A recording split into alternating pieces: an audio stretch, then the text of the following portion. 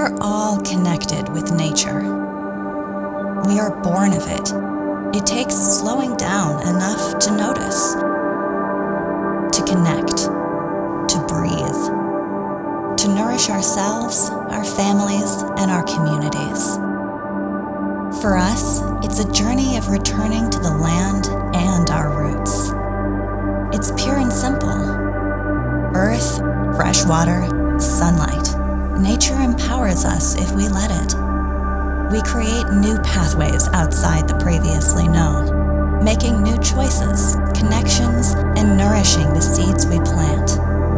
Getting dirty, enjoying the fruits of our labor, sharing our energy and our bounty.